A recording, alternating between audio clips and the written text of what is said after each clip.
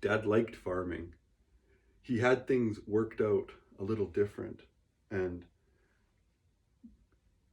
had things worked out a little different and gone more his way, I believe we would have made it okay. But had it went differently and as he wanted it to, my life would have been different and I would have missed a lot and be writing another story. Funny how things which had no part, which you had no part in, can change the entire life of a person. Just because of the actions of one person, my grandmother, I could have grown up a Quebecer. I don't think I could have taken that. If there was nothing else, at least I have a grandmother to thank for getting me out of Quebec. Uncle Henry was the youngest. His mother's pride and maybe joy. Anyway, he was no farmer. He preferred the wild life. His mother could always find an excuse for his absence from the farm or for doing little on it. Through her, there was always money for his requirements, be they gambling debts or liquor or whatever. He had but to ask, and his request was granted. He stayed on the farm, or at least the farm was his home, until grandfather, worn out, died. Then it became his. He married the woman his mother had chosen for him. Their life together was not happy for either of them. Through his unconcern and mismanagement, the farm deteriorated to the poorest farm anywhere around at the time he died. I have learned that his son has taken over the old place and is gradually bringing it back again. I wish him every success.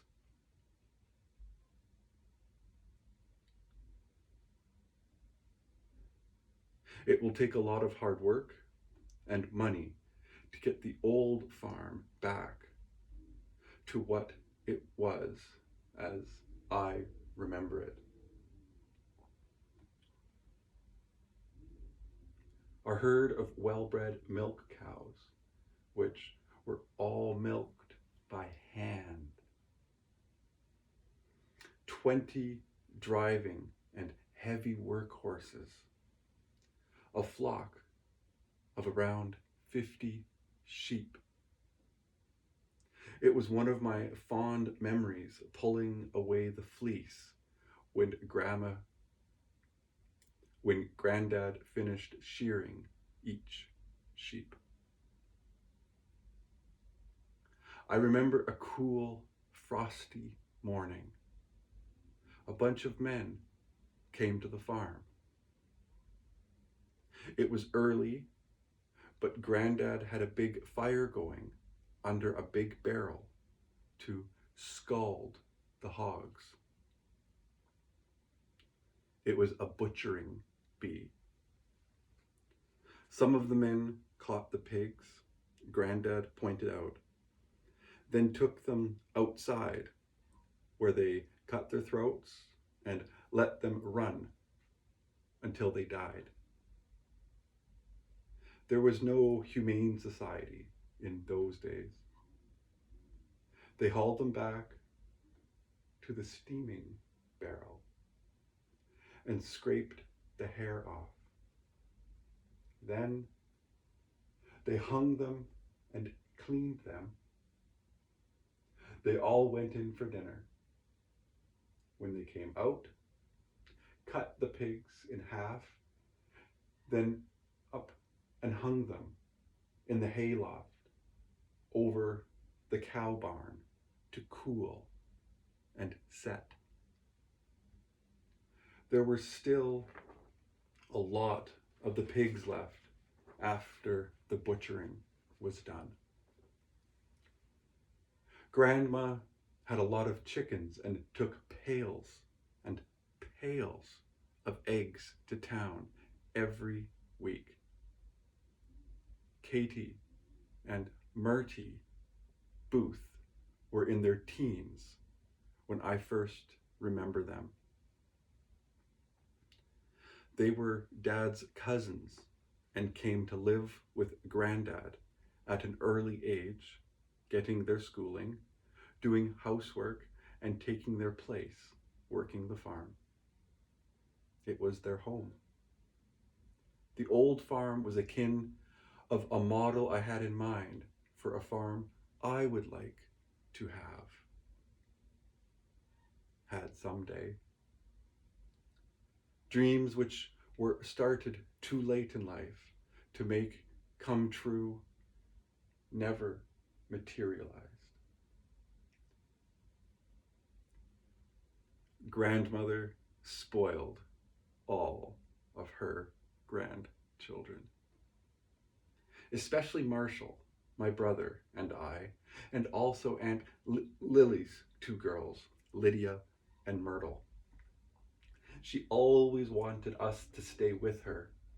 That was fine with us until we did something she didn't like, and she couldn't get us back to our parents fast enough. Especially me, as we only lived across the road, about a quarter of a mile away. Not so with Aunt Lily's girls. Their home was some 15 miles away. If either one of them got out of line, it was usually a spanking and sent to bed for the rest of the day. But next day, it was all forgotten, and we were back in their good graces again. Being a little fellow and living so close to them, I was allowed to go to my parents whenever they went. They never told my parents they were taking me. They just said, "Come on," and I went. I didn't know any better. I wasn't old enough to realize it then, but from what my parents said, this going and coming caused them a lot of worry. Yet, if Mother or Dad said anything about it, Grandma got mad and wouldn't speak to them for a week or more. All of Grandfather's children had worked hard to make the home place the good place that it was. They worked from sun up to long after dark, doing everything there was to be done. Grandfather was a good manager and expected everything his children could give and more. He was a hard-working man and very strict. He expected the boys or whoever helped him to work just as hard as he did. He didn't slack himself.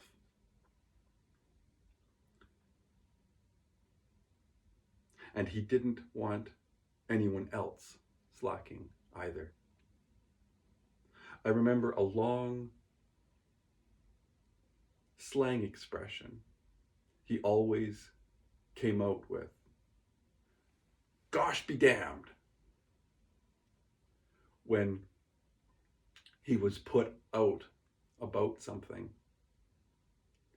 Having to work so hard on the farm with little time to play and little or no money when they needed, it was the reason for both the daughters and sons leaving home.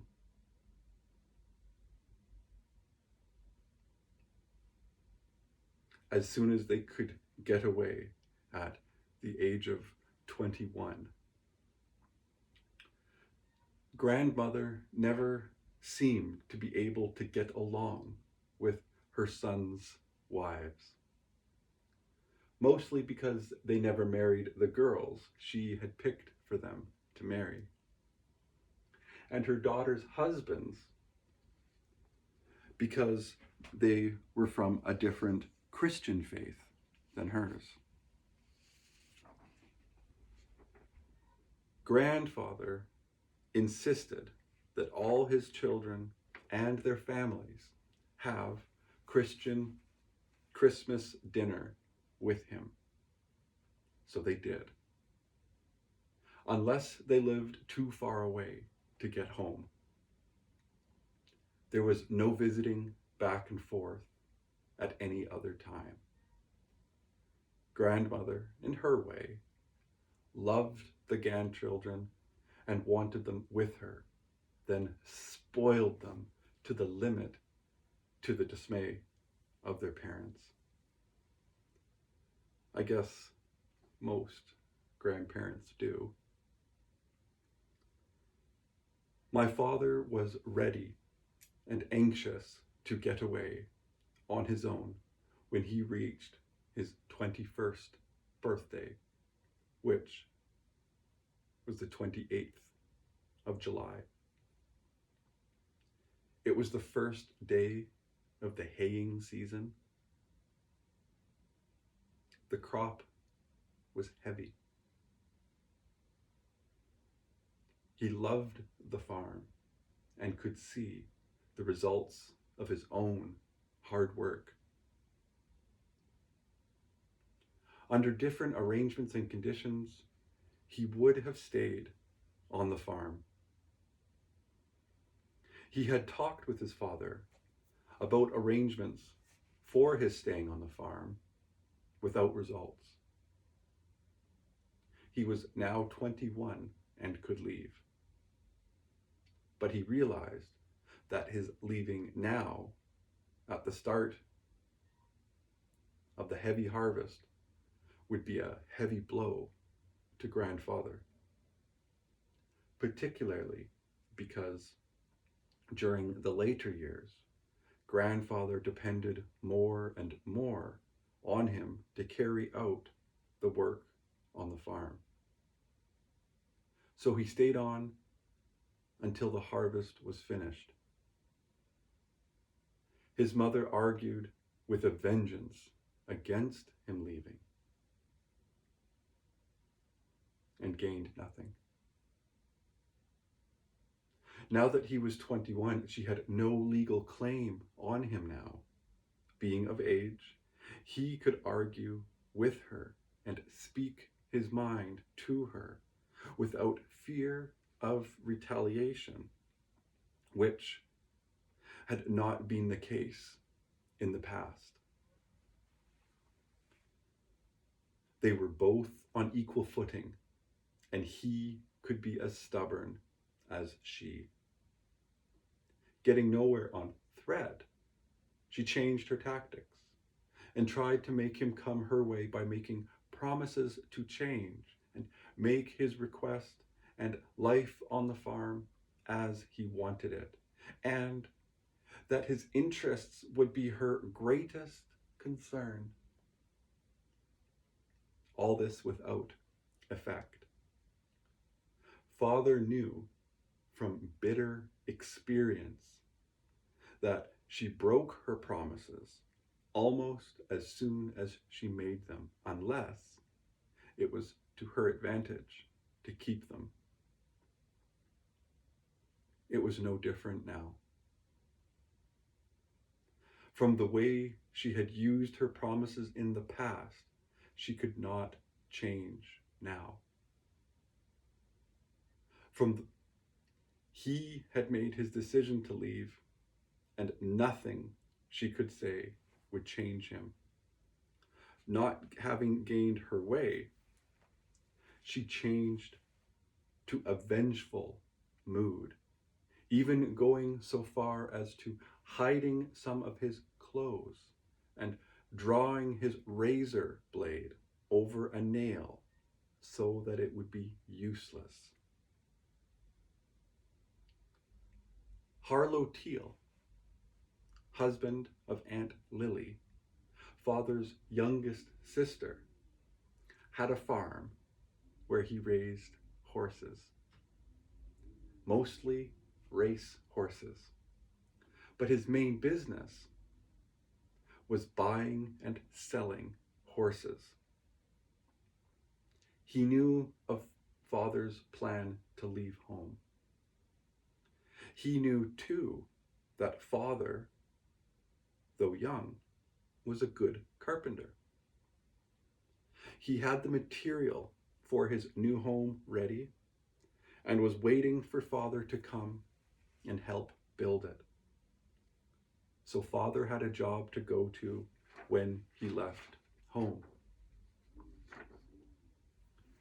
It was well into the night when father gave Grandma his final answer.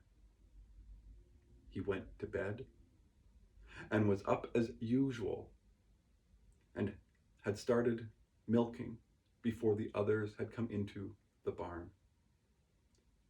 Milking finished, they went to the house for breakfast. Grandmother had prepared breakfast and set the table for everyone except father. Father sat down at the table in his regular place and bowed his head while grandfather said the blessing. Then he stood up amid a deadly silence and went to his room to pack his things. Grandfather sat for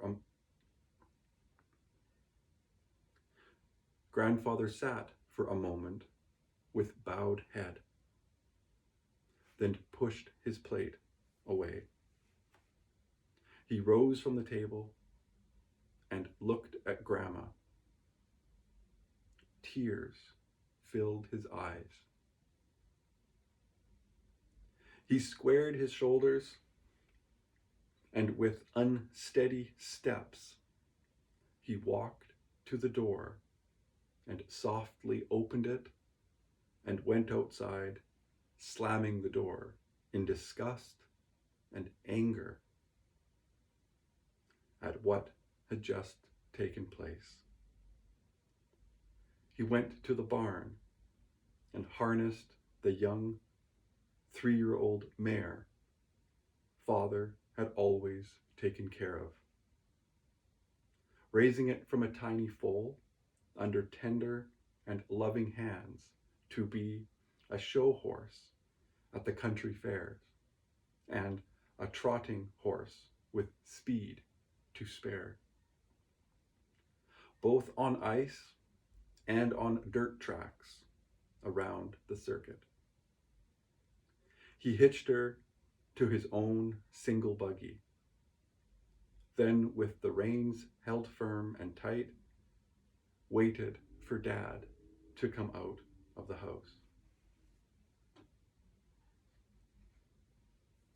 Unable to find some of his things, Father asked Mother if she knew where they were. She would not answer. He gave up looking further and packed what was left. Gathering his things together, he said, "Goodbye," to Mother. There was no indication on her part that both were in the same room. He knew by her actions that she was in another of her ill-tempered moods, which he was well acquainted with.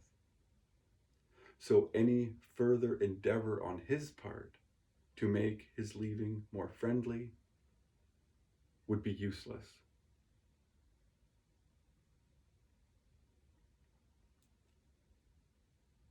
His pack bag over his shoulder and carrying his suitcase, he was walking up the lane towards the road when grandfather called him. He went back. Grandfather handed him the reins and said, "She is all yours. You have earned her. Take good care of her. Go with my blessings, and do not let what has happened today keep you from coming home again." The mare was a prize, which father had expected to leave behind. Slightly stunned and overjoyed at his father's gesture, he took the reins and got into the buggy. His heart was too full to say all he would like to say. Only 2 words, "Thank you," could get past his lips. His father stretched his hands toward him to wish him well. As he gripped it hard, a small roll of carefully folded bills was transferred to his hand. With only a quick glance at the folded money, he put it in his pocket, then looked straight and long into father's eyes, hoping that he would say all that he wanted to say, but could not. As he drove away, he turned to wave. His father waved back. There was no sign of his mother. His leaving had not softened her heart. He and my mother were engaged, but the wedding date had not been set due to the uncertainty of his future employment and where he could make a home for his bride. Mother's parents, too, had had a large family of boys and girls, and like father's brothers and sisters, had left home when they became of age. Mother, the youngest, was doomed to stay on the farm and look after her parents. With part-time help from a cousin, she did her best to keep the farm operation going. But milking 10 cows night and morning and doing the other chores besides the land work was more than should be expected. A permanent farmhand was needed, but her parents felt they could not afford one. Though the farm was gradually becoming run down through lack of repairs. The fences and buildings especially, no way could be found to help the situation, or so it seemed. It was a good farm and would give good returns if run properly, and the work done that was required. Mother was continuously tired out from overwork and had very little time to herself.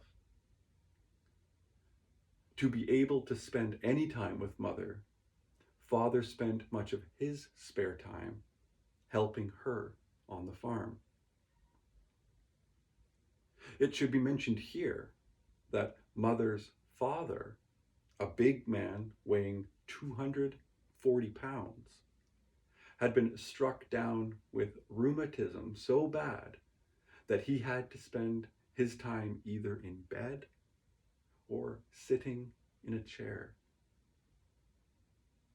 His hips were swelled so badly that his legs remained crossed and could not stand up straight.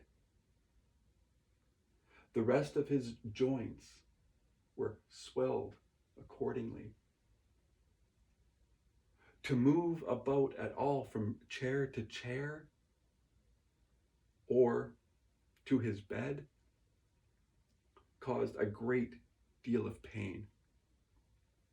This had been his lot since his late 40s. He was now past 60, mentally alert, though uneducated. Much of his time was spent in reading. Other than guiding the farm operation from his chair, he was useless as far as doing any of the work himself.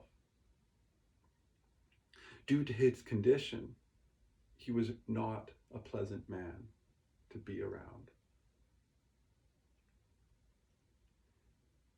Both dad and mother, having been raised on a farm, knew that a good farm could produce a good living, as well as a good profit if farmed properly. Also, it meant long hours and hard work. Both felt they were equal to the demands, if it came to that. They were both young and wanted a change. Uncle Harlow's house would be finished in a month.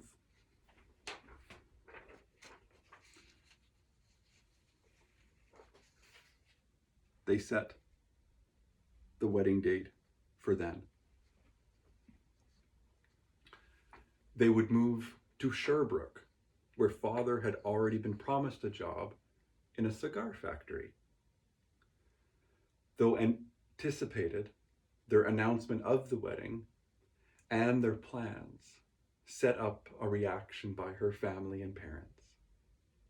Mother leaving the farm meant the disposal of the farm and stock, with the result that the care of the parents would become the obligation of all the children, none of whom would willingly accept. Finally, through the insistence of mother's brothers and sisters, who were willing to give up any share they might have in the farm, the parents agreed to turn the farm over to mother and dad when they were married, with the understanding that the parents would continue to live on the farm as long as they lived, and all their necessities supplied by dad and mother. The arrangements were not according to their plans, but due to the reluctance of the rest of the family to share in the care of the parents, both felt that the deal was good for them, so they accepted. Aunt Lucy, a sister next to mother, but older, was a big woman and strong as an ox. She had the disposition of her father and the strength and determination to do as she wanted. She left home and married while still in her teens. The marriage did not work out. She pulled out of it and trained to be a nurse. She was working in the hospital at Sweetburg at the time of the wedding. She took time off to do the chores while mother and father took a few days away for a short honeymoon. In those days, religion was a very important fact in the daily lives of the family. Each church had its own followers and woe betide outsiders. Each group considered the other groups as heathens. Different religions separated neighbors so that only minimum contact was allowed. Trust was an exception. Intermarriage, unthinkable. To cross the barrier was to become an outcast. Grandfather and Grandma Jones were Anglican and raised their family in the Anglican way, in the Anglican faith. While Grandma was a stickler in her religion, often expressing her views in the presence of others to the embarrassment of her husband and children, and driving would-be friends away. Because of this attitude, she had very few friends, even among those of the Anglican religion. Grandfather was a strong Anglican too, but his interpretation of the Bible and the teachings of Christ presented a much greater field for his actions and conduct than that expressed through his church. He often argued against the dogma of the church, so far as it concerned people or other denominations. His contention that all God-fearing people, regardless of the church they belonged to, were equal in God's light.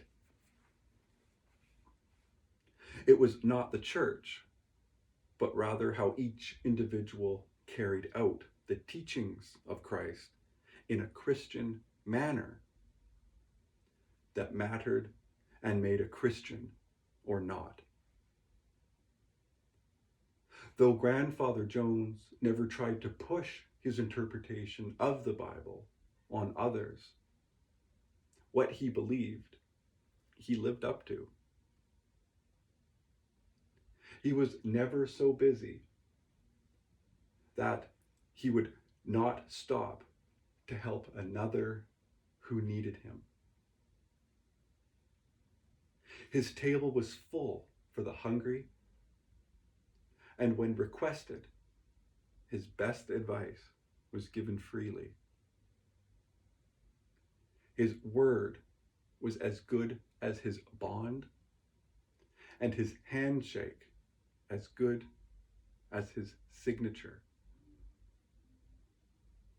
He was a very highly respected throughout the county.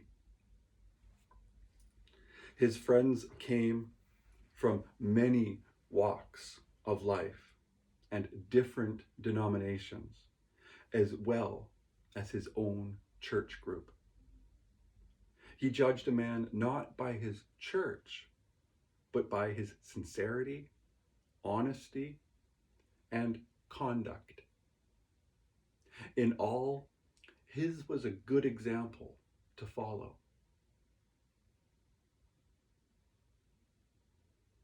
His children must have thought so too.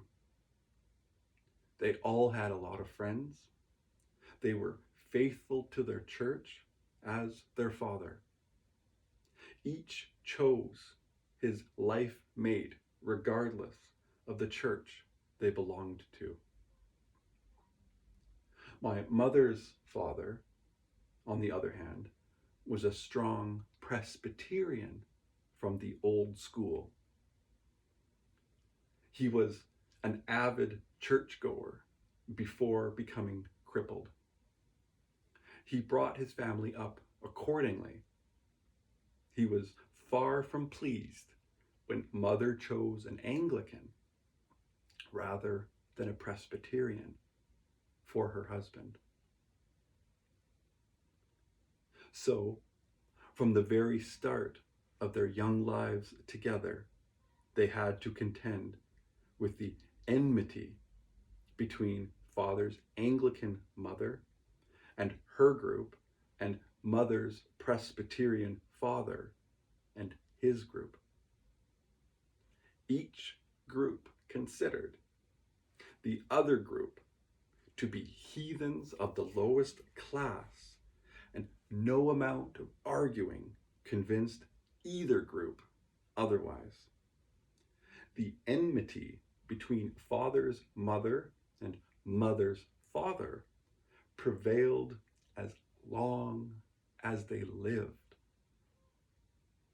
never allowing either child to forget what they thought of their choices of the other's mate.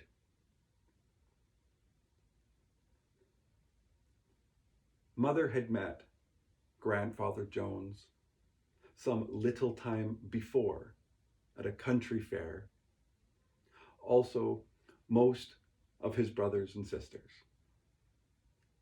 Father attended all the fairs showing his father's stock or racing horses. If at all possible, Mother managed to join him. His father was a good stockman and also attended most of the fairs as one of the judges for the fair board. He was the first to congratulate and welcome Mother into the family.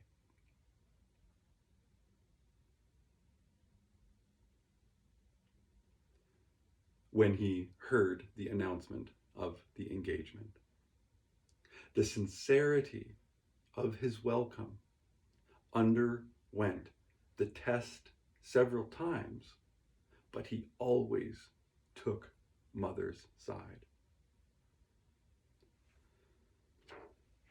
Mother's mother, as near to being an angel as one could be. She was of the Quaker faith. Her parents were from the settlers that came over to America on the Mayflower from Wales. Their religion was founded on the 10 Commandments of the Old Testament.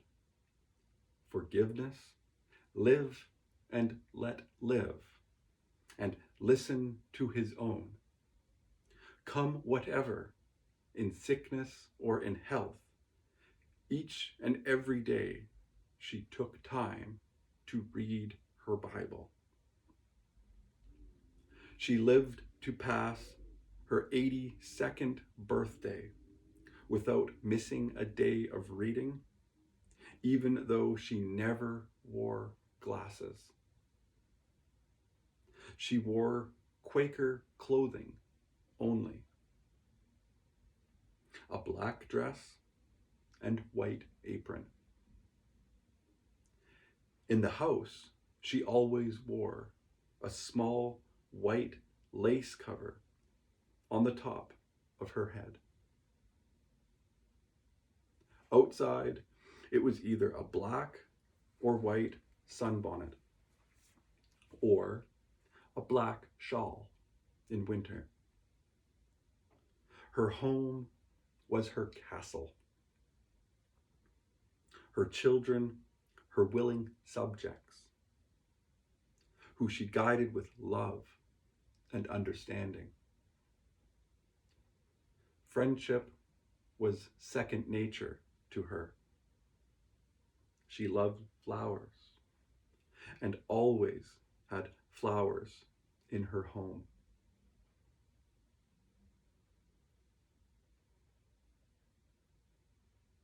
During her illness, before she finally passed away, she was kept entirely surrounded with flowers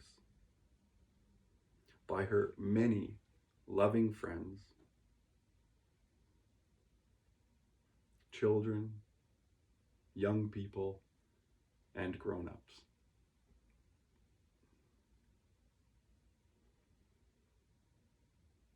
She always said she would sooner have flowers where she could see them rather than on her grave. And friends made her wishes come true. She accepted her children's life mates as just more children to be added to her family, but too grown up to need her guidance, but still to be loved. She made no attempt to control or interfere with what went on outside, but inside she ruled as Queen Victoria did. She resembled Queen Victoria in her dress, statute, and deportment. She loved to sing and play the organ. She had a lovely voice, but would only sing hymns or children's songs. She had chosen her own life, come what may. She kept all her troubles, and she must have had many, and her sorrows within herself, asking no others to share them. She relied on her Bible for all the comfort she needed, keeping a neat home,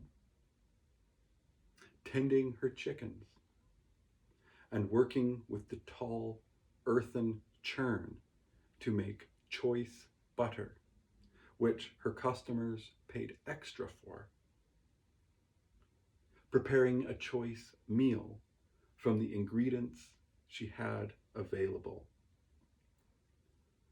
The comfort and care of her husband and children occupied her days. Shortly after Dad's 21st birthday, she had left the home to go it on his own. This left only Granddad, Uncle Henry, Murty, and Katie to run the farm. Uncle Henry was practically useless, spending most of his daylight hours at home in bed. Katie stuck it out for a year, then left to get married. Granddad was no longer a young man. The hard farm work was taking its toll. Dad loved the old home place and his father, so it is understandable that it did not take much coaxing to bring Dad back to the farm again. After 3 years away, under an arrangement agreed to by both grandmother and granddad, whereby Dad would work the farm with what help Granddad could give and receive a salary on a percentage basis of the total income from the farm. Uncle Henry, having made no attempt to keep the farm up or take any interest in it, seemed to have no interest in what happened to it. Therefore, the agreement between Dad and his parents was made in good faith by all three. Both the land and the buildings were badly run down after 3 years of insufficient care. The milk cow herd had been reduced, as had the sheep and pigs. Dad worked hard to bring everything back up to the original setup.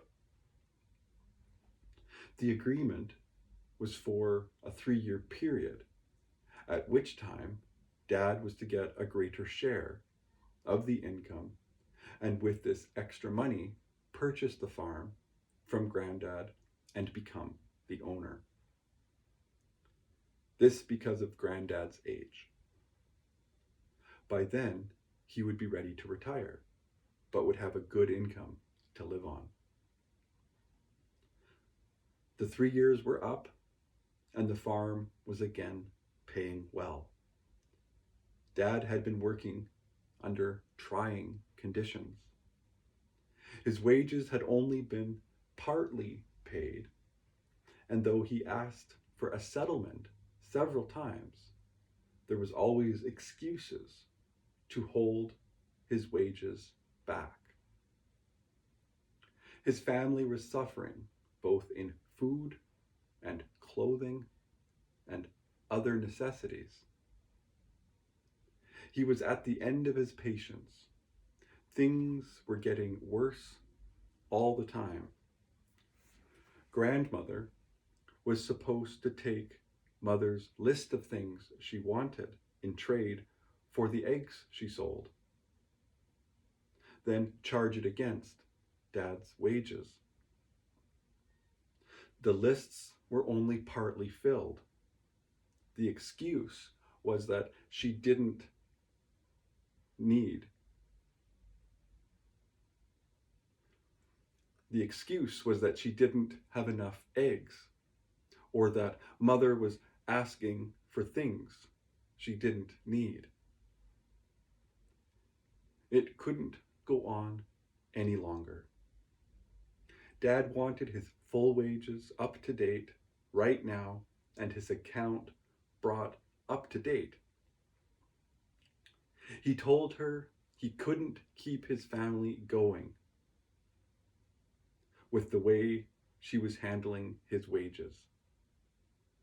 Unless he was paid up in full, he would leave and quit the farm and work somewhere else. The farm was back in good order again and going along just fine. Grandmother thought she had Dad, where he would have to stay and work the farm.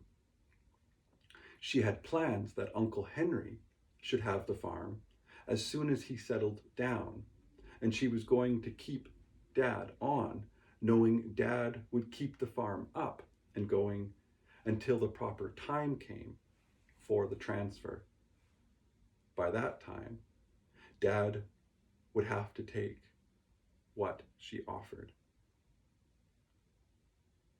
At the accounting, Grandma denied that she had agreed to the arrangement in any way. Also, there was no money to pay Dad up because she had been lending, she called it, Uncle Henry money to pay his gambling and liquor debts. So there was none left. Grandfather could do nothing about the money.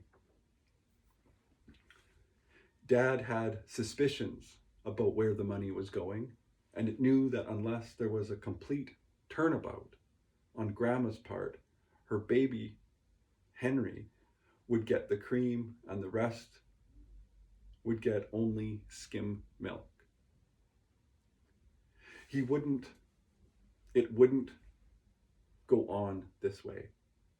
He wrote to Uncle Fred in the States about what was going on the farm and what the prospects were for him down there if he pulled away from the home place. Uncle Fred's reply was encouraging. Jobs for good, all-round workmen were not hard to get. Carpenters were badly needed.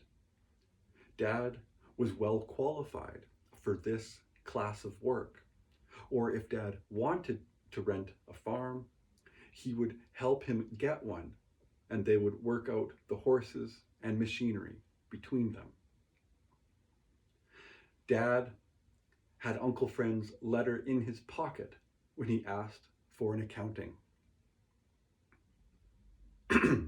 When grandmother would not sign the agreement first set out, or make different arrangements in handling the money, Dad told them he was through.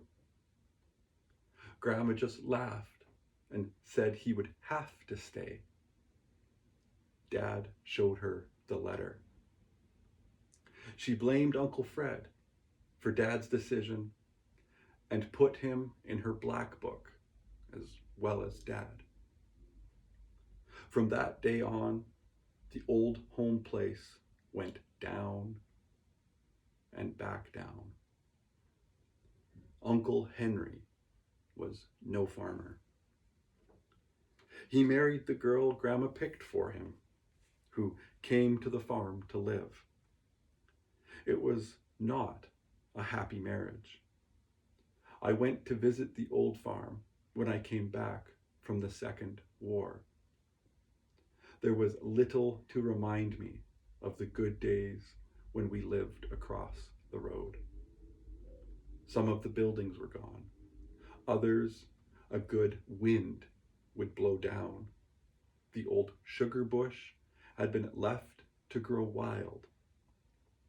I learned later Uncle Henry sold it, as he did one of the quarters of the home place. When Grandma tried coaxing and threatening Dad to stay and failed, she knew she was the loser. She turned bitter and ordered Dad off the farm. A neighbor bought Dad's stock off his farm across the road, and Dad arranged for us to move into Waterloo, where he would stay until he got a place for us down in the States.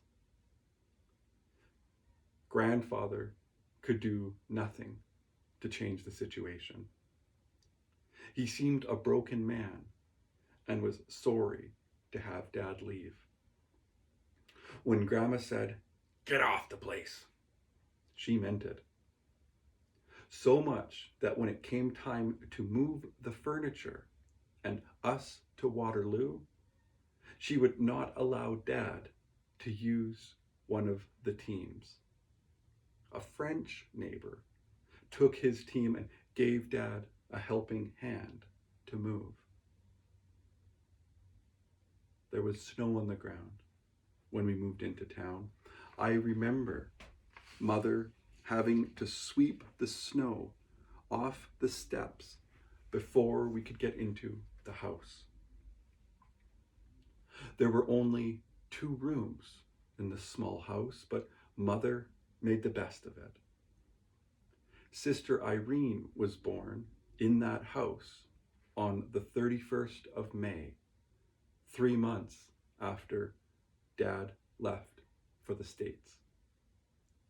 Mother's father and mother could not look after their farm or get help, so they sold their farm and moved to Waterloo, only a block away from our house. There being lots of work for a nurse, Aunt Lucy moved in with them so she could take care of them when they needed it.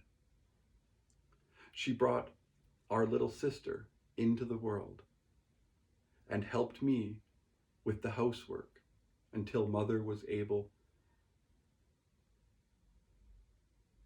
to take over again. I said, "Help me do the housework." She did all of it. All I did was bring the groceries from the little store across the footbridge and see that my 2 brothers got dressed and undressed and into bed and stayed there. Dad had said before he left that I would have to be the man around the house and help Mother. I was only 5.5, and according to what Mother told me later on, I made my job of being a man a hell for my 2 young brothers until she got me straightened out. I recall quite vividly the night Irene was born. There were no phones and no one else to go for help. I had no idea what was going to happen. In those days, being pregnant was supposed to be a well-kept secret and no until after the baby was born. That night, when Mother woke me and told me to hurry and get Aunt Lucy, I knew by her white face that she was sick. I scrambled out from between my 2 brothers. I pulled off my nightdress so fast, I ripped off a button.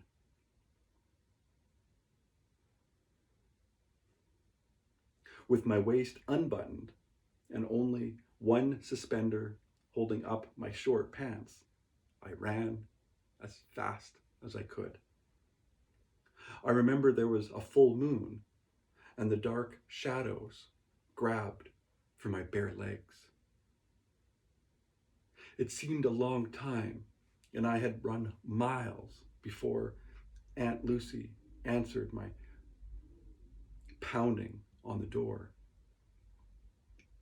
She put on a robe and picked up the small satchel she always carried when she was out nursing. Then I pulled her all the way back home. Mother was lying on the bed. Aunt Lucy told me to go back to bed and go to sleep. I did as she told me, fast. No one argued with Aunt Lucy. She was a big woman, and I had learned from bitter experience that when she said to do something, you did it right then. The next morning, I found out what all the fuss was about when Mother turned back the sheet to reveal a tiny baby. There were lots of mice and some rats around, so Mother brought our big black house cat along when we moved to town. Just after the snow melted, the cat had a bunch of kittens. We were going to move to the States in a short time, so we could not keep the kittens. They were only a couple of days old when we found them in the woodshed. Mother told me that I was the man of the house. I would have to put them in a sack and drown them in the lake. And as we could not leave the mother cat alone when we went away, it would be best if I put her in the sack with the kittens and drowned them together. Mother knew best.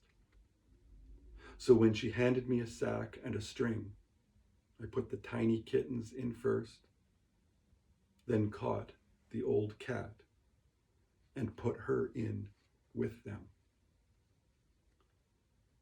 I decided I would drop the bag in the water from the center of the footbridge. The water was deepest there. The bag was heavy, but after I got it up on my shoulders, it was not too bad. It was about 4 blocks from our house in the middle of the bridge. And as I trudged along under the heavy load, I was thinking of all the rats and mice the old cat had caught, and what a good pet she was. By the time I reached the spot where I was going to dump the bag, I decided that she had been too good to be drowned. I decided to take her out of the bag and just drown the kittens. I got the string untied.